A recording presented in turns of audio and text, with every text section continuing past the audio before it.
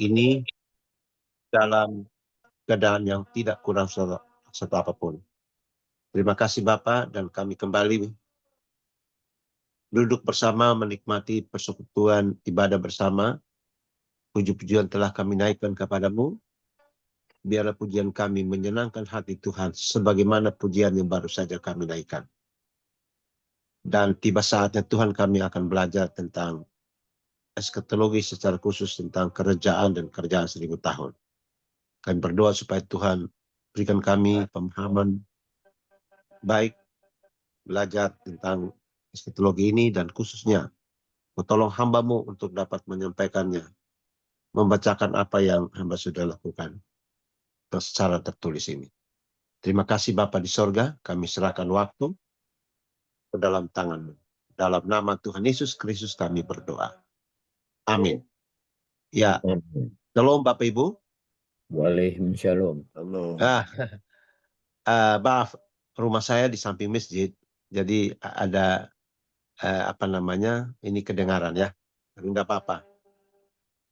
Ya, baik, hari ini saya kembali bahas tentang masalah kerajaan 1000 tahun, beberapa pandangan tentang kerajaan 1000 tahun.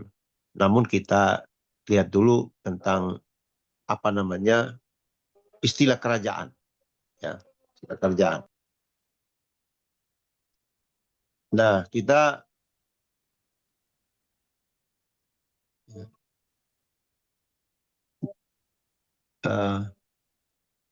sudah sudah di-share ya. Ya, sebelum kita masuk ke kerajaan 1000 tahun, kita bicara tentang arti dan latar belakang kerajaan 1000 tahun dulu. Ya, arti dan latar belakang kerajaan 1000 tahun. Jadi latar belakangnya dulu Pak ya. Oke. Nah, yang berfokus pada Wahyu 20 kemarin. Ya, jadi saya tidak baca ayatnya, tapi kita fokusnya di Wahyu 20. Ya. Tadi kembali ke A dulu, Pak.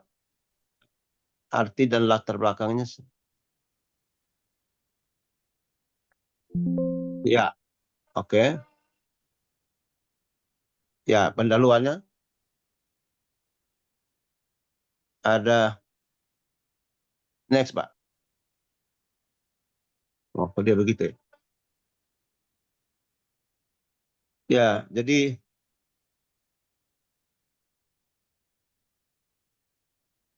dia. Oh, sebentar ya. Ya. Sebentar, Pak. Ya.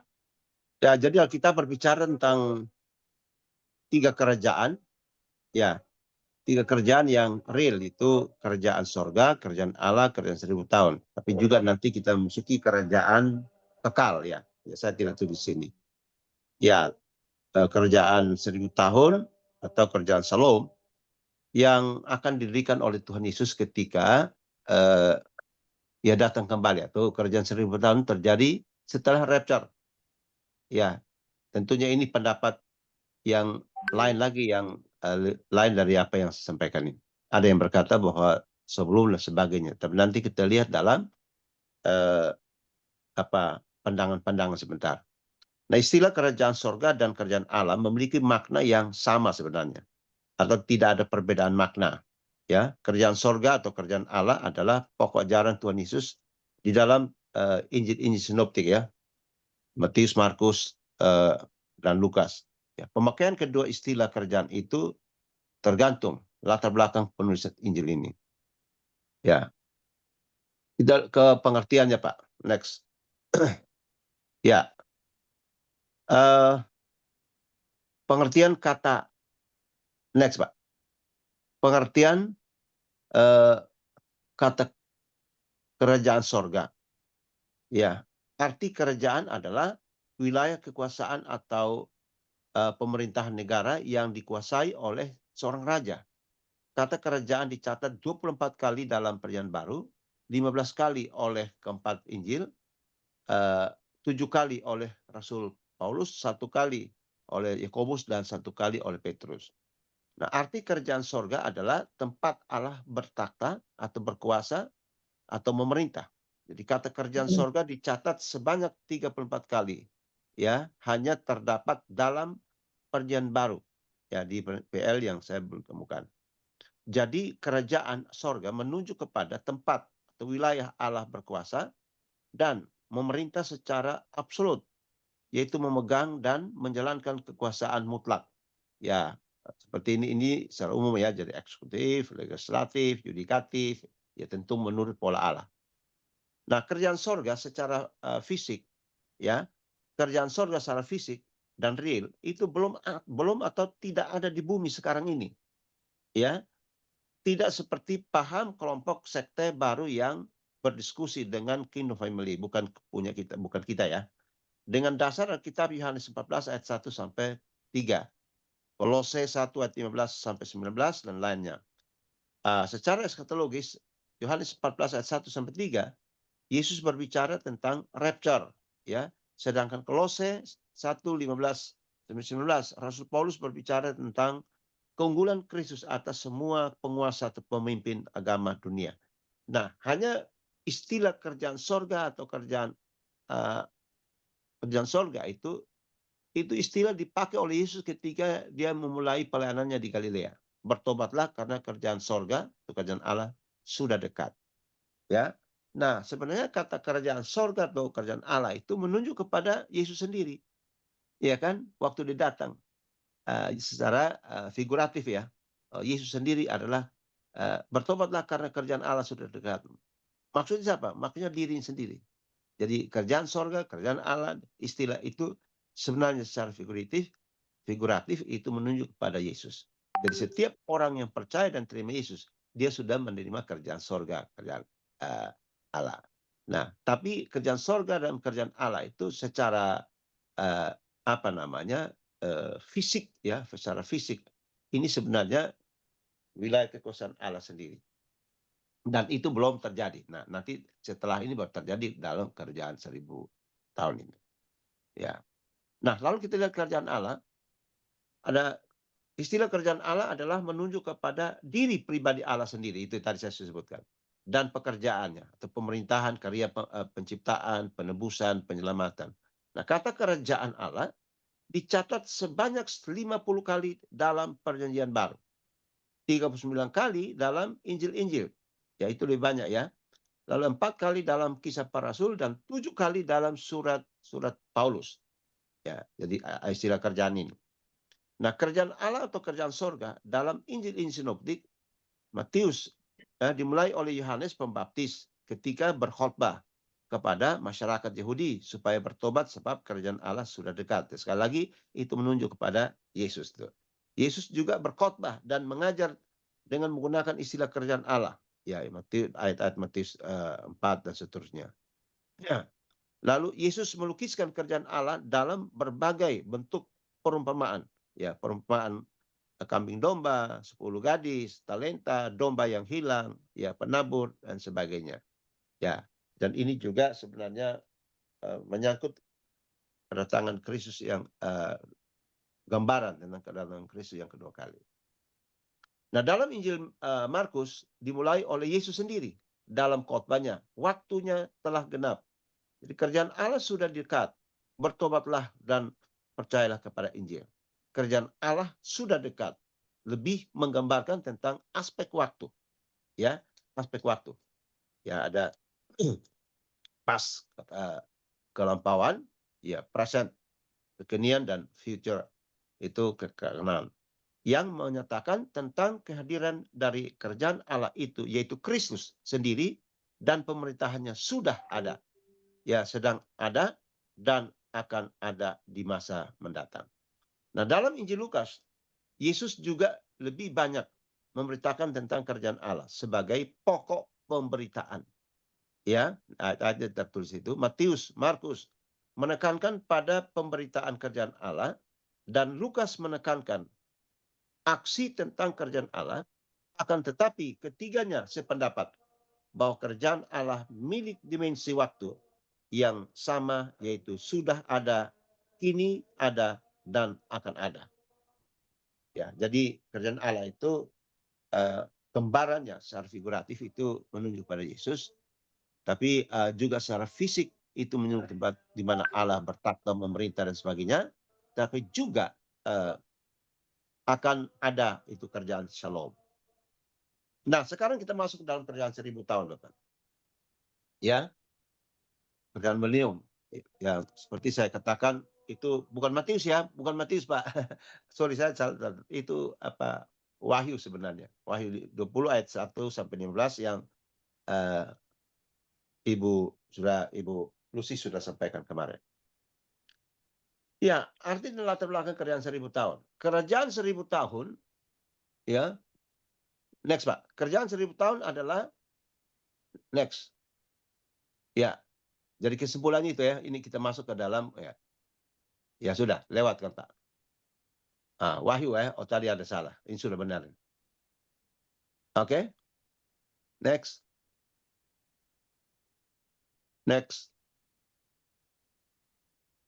Ya, kerajaan 1000 tahun adalah istilah Alkitab dalam Wahyu 20 yang merujuk pada masa 1000 tahun pemerintahan Yesus Kristus di bumi pada waktu kedatangannya yang kedua kali. Ya, Yesus sendiri yang mendirikan kerajaan itu dan memerintah sebagai raja di atas segala raja bersama umat tebusannya selama 1000 tahun yang penuh dengan damai sejahtera. Saya singkat itu KSTD, kerajaan 1000 tahun damai. Ya, di situ tidak ada huru hara, ya di situ tidak ada dosa, di situ dan apa macam-macam. Tidak ada yang najis di sana. Ya, hanya secara fisik, secara teori kemungkinan ya, kalau ya kalau orang masih berbuat dosa itu bukan karena setan kan sudah diikat dan sudah dibuang ke lubang yang dalam itu, tetapi itu karena suara hati, dan pemberontakan itu akan sama seperti iblis, ya, seperti malaikat yang sama-sama dengan Tuhan tetapi dia pingin memerintah, pingin lebih berkuasa dan sebagainya. Makanya dia berdosa. Sehingga dia dilemparkan ke bumi. Tapi nanti kalau dia di kerajaan 1000 tahun, seandainya, ya, saya sekali lagi pakai teori kemungkinan. Ya, seandainya kalau ada orang berdosa, itu berarti bukan setan, tapi karena suara hati. Sehingga saat itu juga itu akan dieksekusi langsung gitu. Karena tempat itu harus bebas dari polusi. Ya, itu hanya kemungkinan, teori kemungkinan, atau kalau saya berandai-andai. Tapi sebenarnya tidak ditulis di situ bahwa ini sebenarnya akan ada damai sejahtera, ada sukacita, ada ya kedamaian tadi, ya, di mana anak-anak main dengan singa, harimau, ya kita boleh, kan? Sekarang tidak boleh, karena sekarang masih jahat semuanya. Semua nanti akan diubah, diperbarui. Yang keras, yang lembut, yang karena ini kerjaan 1000 tahun. Nah, yang istilah saya waktu kemarin itu adalah Yerusalem, ya, bumi, langit dan bumi baru, itu Yerusalem baru. Langit dan bumi baru itu akan turun dari sorga, lalu di situ Yesus memerintah. Ya, lalu next Pak, secara implisit, ya, secara implisit, kerjaan 1000 tahun ini sudah dijanjikan oleh Allah sendiri dan dinubuatkan oleh Nabi Yesaya kurang lebih 700 tahun sebelum Yesus datang. Ya, itu ada kata langit yang baru dan bumi yang baru. Yesaya 65 ayat 17 sampai 25. Jadi ini kerjaan 1000 tahun ini, kerjaan Shalom ini, kerjaan damai sejahtera itu sudah dinubuatkan oleh Nabi Yesaya. Dan realisasinya dalam Wahyu 20 tadi, 20 ini Wahyu 21 ya. Wahyu 21 ayat 1 sampai 27.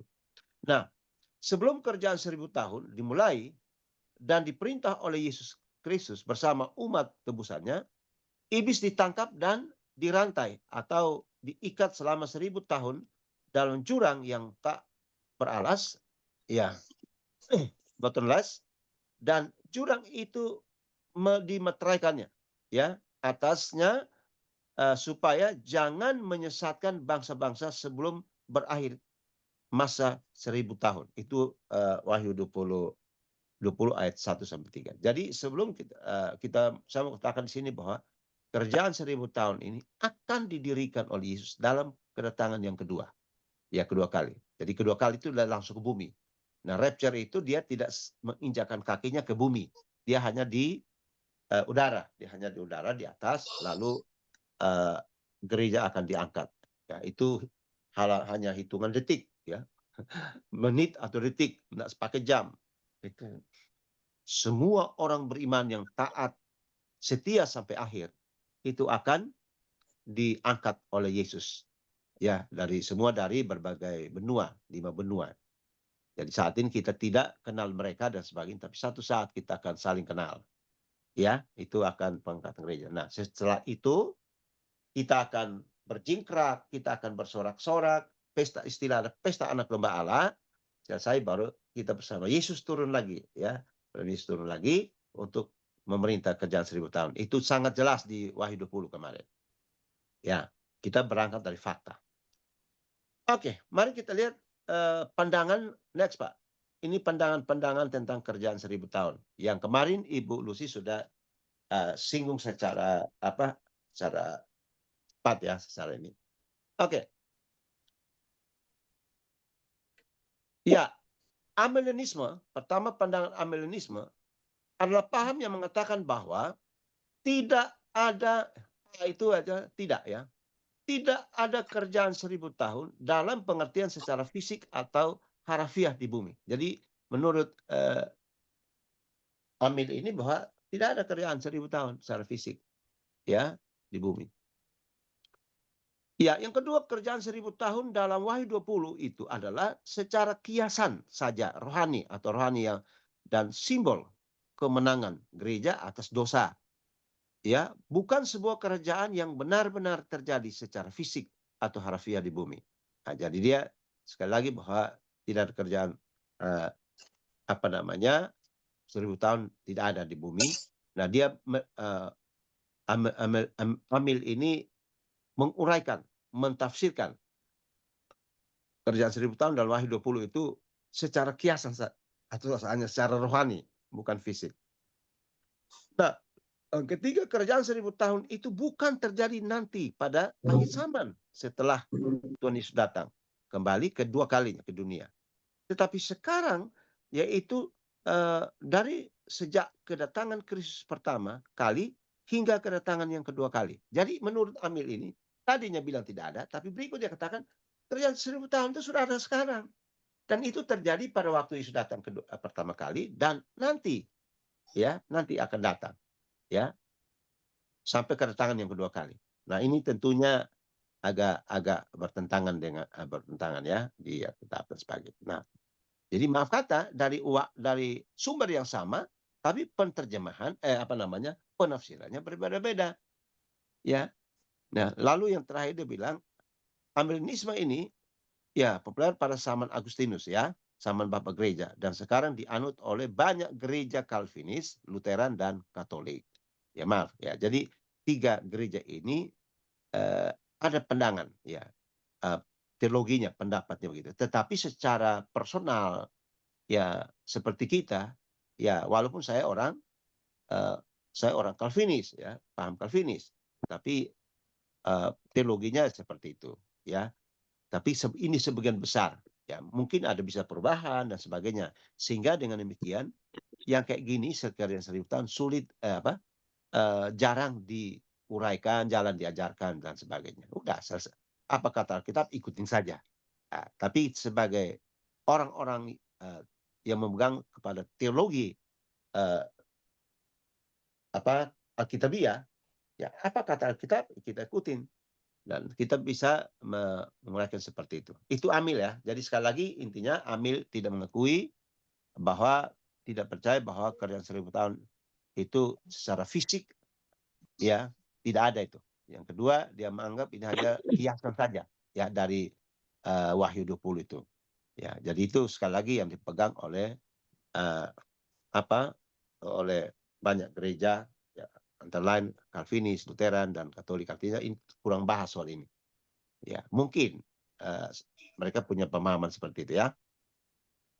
Yang kedua, nah saya mulai dari post dulu. Yang kedua adalah postmillennialisme atau postmil.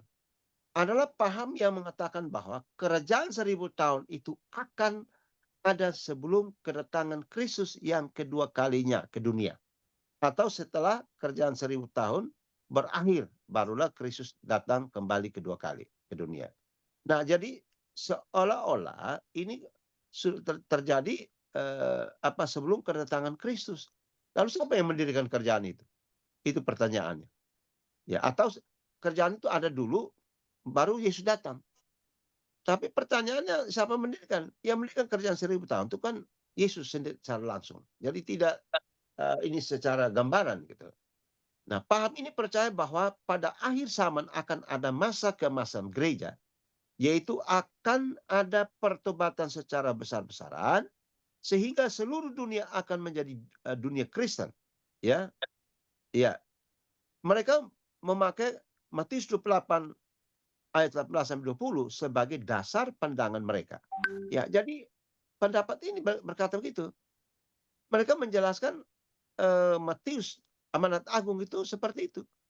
Nah, sekarang memang kita lihat sudah terjadi pertobatan di Afrika, di Afghanistan, di Irak, di Iran, ya, di Israel, di Mesir, di negara-negara yang tertutup ini pun sekarang kita lihat di India sekarang gereja terbesar di India kan, ya sekali ibadah 80.000 orang dan sebagainya. Kalau di Afrika itu gereja itu kayak lapangan apa, kayak bandara gitu loh.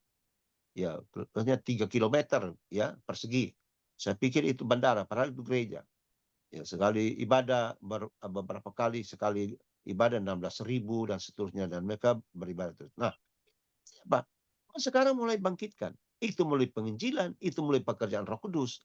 Tapi kenyataannya apa? Jadi orang melihat itu, jadi jangan terpengaruh. Ya, jangan terpengaruh pendapat ini. Karena memang Injil kerjaan harus diberitakan oleh kita, oleh gereja yang hadir di mana-mana. Tapi kalau ini dia jelas berpendapat begitu, maka agak bertentangan, ya kan? Karena apa? Dunia sekarang masih terjadi peperangan kan? Belum ada damai sejahtera. Sedangkan kerjaan Salome itu kerjaan damai sejahtera. Jadi ini agak bertentangan. Ini masih terjadi peperangan. Nah, tapi kalau saya mau katakan bahwa penginjilan berjalan, ya memang sekarang ya Roh Kudus bekerja untuk kita dipakai untuk menginjil, Roh Kudus menginjil sendiri, ya, menyadarkan orang dan sebagainya. Tapi ini tidak ada hubungannya dengan kerajaan 1000 tahun. Memang Injil diberitakan, ya, karena Bapak Ibu masih lihat masih terjadi pertikaian, masih terjadi peperangan dan sebagainya. Nah, kami ini berpendapat bahwa ajaran Kristen menjadi aturan di dunia. Setelah itu barulah Kristus datang kembali ke dunia, kedua kalinya ke dunia. Jadi dia mengatakan bahwa kerjaan 1000 tahun dulu. Sesudah itu baru Yesus datang. Nah, saya kira sangat-sangat bertentangan dengan Alkitab. Ya, berikut dasar pandangan postmillennialisme. Ini adalah pada nubuat PL seperti dalam Yesaya 11 tentang masa keemasan kerajaan Allah pada akhir zaman. Ya, jadi ya postmillennialisme ini dianut oleh banyak teologi Injili dan teolog liberal. Ya, jadi ada juga para teolog Injili juga terpengaruh di sini. Ya kan?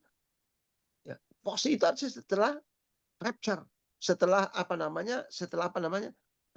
penganiayaan besar-besaran. Ya, baru Yesus datang ngapain? Kira-kira gitu ya. Jadi para teolog Injili juga ada sebagian berpendapat seperti ini. Ya, ada mahasiswa dari namanya Sekolah Stin, itu Injili juga.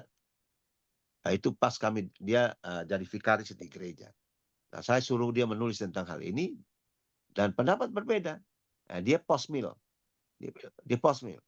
Nanti kan memerintah di sana kan, ya, siapa? Postmil itu ya, ini akan terjadi. Jadi dia juga melihat dari Matius 24 ayat 15 sampai Matius 25 itu bicara tentang hal-hal yang akan terjadi.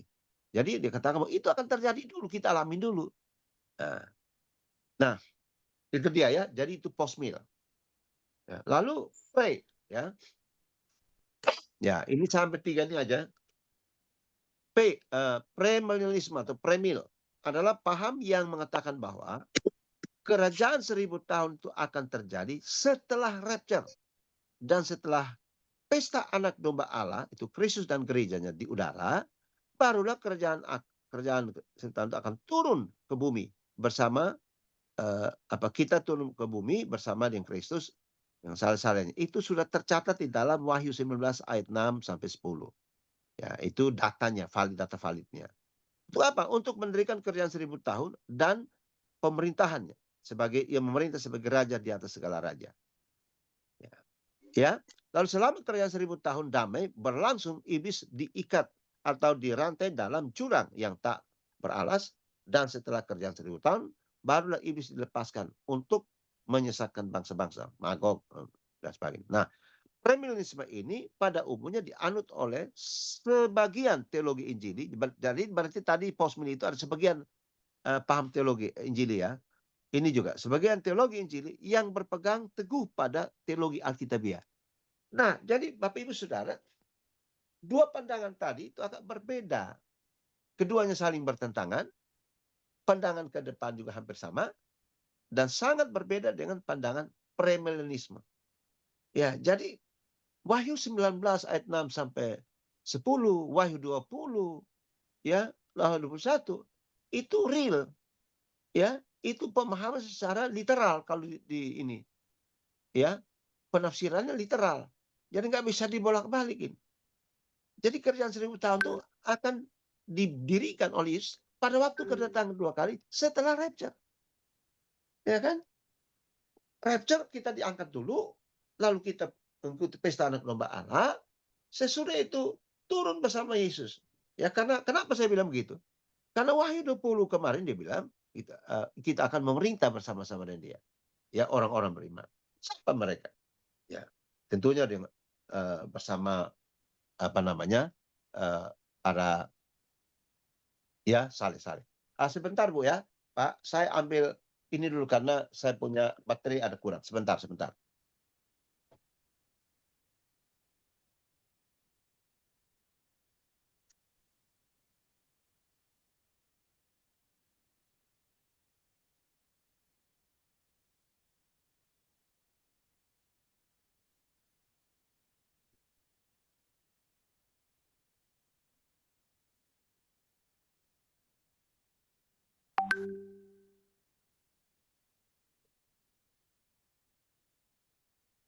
Sebentar Pak Ibu. Baterainya tinggal lupa kali. Ya. Ya, jadi sekali lagi Bapak Ibu itu agak sangat bertentangan. Ya, jadi saya mau katakan bahwa ini bukan pilihan. Ya. Kalau pilihan kan saya mau pilih yang ini. Tapi ini masalah keyakinan. Nah, dari keyakinan memang kita mana yang lebih dekat. Nah, sehingga saya lebih dekat kepada premil. Bukan lebih dekat, lebih berpihak di pandangan premil. Jadi kerajaan 1000 tahun itu akan didirikan oleh Yesus ketika kedatangan yang kedua setelah rapture. Ya. Dan itu juga penjelasan yang akurat itu dalam Wahyu 20 ayat 1 sampai 15 tadi. Nah, jadi itu tidak bisa ditafsirkan yang aneh-aneh lagi tuh. Oke. Mari kita lihat sifat kerajaan 1000 tahun. Nah, lihat ya sifatnya. Next, Pak. Ya, sifat kerajaan 1000 tahun yang pertama apa? Ada damai sejahtera. Itu lengkap ayatnya. Yang kedua ada sukacita. Ayatnya lengkap. Yang ketiga ada kekudusan. Ya. Yang keempat ada kemuliaan. Yang kelima ada penghapusan kutuk. Kutuk tidak ada lagi. Itu ayatnya di situ, ya. Yang keenam, penyembuhan orang cacat. Tidak ada lagi cacat. Tidak ada penyakit jiwa di sana. Ya, nggak ada rumah sakit jiwa, sudah nggak ada. Orang gila nggak ada lagi. Cacat secara fisik, secara secara mental, Nggak ada di sana. Lalu ada umur panjang akan diberikan kembali. Ya, berarti boleh katakan bahwa selama kerajaan 1000 tahun itu ya manusia akan panjang umur. Ya, walaupun walaupun dikatakan di mata Tuhan itu 1000 tahun sama dengan 1 hari kan. Jadi kita masih diberikan umur panjang karena kita memerintah bersama dengan Yesus. Ya. Nah, kita ini kembali kepada kejatuhan manusia dalam dosa. Jadi saya berkata berandai-andai lagi nih, seandainya Adam dan Hawa tidak jatuh di dalam dosa, maka tidak ada yang kayak gini-gini. Dunia ini, Taman Eden itu adalah ya ada kekekalannya terjadi di situ. Ya, kematian tidak ada, sakit penyakit tidak ada. Tapi ketika mereka jatuh dalam dosa, maka mulai ada sakit penyakit, ya, kematian sudah merupakan real, ya, bagian dalam integral kehidupan kita. Nah, sehingga kita lihat ketika Adam dan Hawa jatuh dalam dosa, ya, ketika iblis berkata, kamu salah dengar firman tuh. Yang benar adalah kalau kamu makan buah pohon ini, kamu akan sama seperti Allah. Kamu berkuasa seperti Allah. Tidak ada kematian, kamu tidak akan mati. Nah, jadi itu merupakan ketakutan Hawa waktu itu. Udah, daripada mati lebih baik makan saja. Ya, padahal setelah makan, kan Tuhan bilang, jangankan makan, raba pun tidak boleh. Karena pada waktu itu kamu makan untuk raba buah pohon itu kamu akan mati. Ya, nah lalu kita lihat. Setelah kejatuhan itu mereka diusir keluar. Ya, dari taman itu. Dan mereka tinggal di sebelah timur Taman Eden. Nah, lalu kita lihat Bapak Ibu, di Kejadian pasal 5, itu orang masih hidup. Secara fisik mereka mati nggak? Enggak, belum mati. Tapi secara rohani, hubungan itu sudah mati secara rohani. Dan mereka masih diberikan kesempatan untuk hidup. Dimulai umur itu dikurangin. Ya kan? Sehingga, orang yang usia yang paling terpanjang itu Metusaleh dengan 969. Nah, kalau kita hitung, ya, 1000 tahun itu menurut Alkitab. Menurut saya itu benar-benar angka yang benar, bukan angka 1000 tahun itu bicara tentang apa. Itu angka benaran. Nah, berarti kalau masih kurang 31 tahun untuk genap 1000 tahun bagi manusia hidup. Tapi ternyata tidak. Sehingga sejajar dengan kerjaan 1000 tahun ini. Masa yang cukup panjang. Nanti sudah itu mungkin ada regenerasi kah, ada pembaruan, itu urusan Tuhan. Ya, Adam mati dengan umur berapa? 930 tahun. Berarti masih kurang 70 tahun untuk genap 1000 tahun manusia hidup. Lalu kita lihat signifikan berkurang di zaman Nuh, Kejadian pasal 6 dan pasal 12 atau pasal berapa itu tentang Abraham. Nuh dan Abraham itu berkurang sekali. Mereka hanya hidup dengan apa? 120 tahun. Itu luar biasa. Lalu doa Musa dalam Mazmur 90 ayat 4. Iya, masa 1000 tahun lamanya bagi manusia, ya, dan lamanya bagi Tuhan hanya sehari. Nah, lalu kita kaitkan dengan ini, sama dengan kerajaan 1000 tahun nanti. Jadi dalam kerajaan 1000 tahun di mata kita, lamanya di mata kita, itu manusia akan umur panjang itu. Apakah selama 1000 tahun? Ya, karena kita akan masuk dalam kerjaan kekal. Ya, 1000 tahun itu di bumi. Nah, lalu nanti Bapak Ibu kalau baca di dalam pasal Wahyu pasal 20, 21, ya dunia kerjaan termasuk kerjaan 1000 tahun itu akan lenyap. Lalu kita memasuki masa kerjaan kekal. Ya, itu untuk selama-lamanya. Jadi di situ orang masuk surga, hidup kekal selama-lamanya. Orang masuk neraka, ya kekal selama-lamanya. Di neraka itu nggak mati, tapi menderita. Ya, nah kata kekal itu dipakai kata aion. Nah, menurut Plato, aion itu adalah apa? Masa yang tidak ada ujung pangkalnya. Tidak ada ujung pangkalnya. Tidak ada akhir, tidak ada awal. Nah, jadi kalau orang masuk surga, ya hidup kekal. Gitu loh. Ya. Nah, lalu ada kemakmuran ya dalam bidang ekonomi. Nah, itu dijelaskan dalam Yesaya 35. Ya, ada kebebasan dan dari penindasan. Tidak ada lagi penindasan sana dan lain sebagainya. Itu situasi keadaan di apa namanya? Di kerajaan 1000 tahun. Nah, lalu mari kita lihat dua lagi tempat kerjaan 1000 tahun. Nah, mari. Satu, yang pertama adalah Palestina akan diubah dan diperluas. Itu sangat jelas ayatnya. Jadi Palestina sekarang yang direbut-rebutkan itu, wah itu saya ketawa saja. Saya udah tahu sejarahnya. Oh begitu. Bahkan sampai kapanpun peperangan akan jadi. Sampai Tuhan Yesus datang.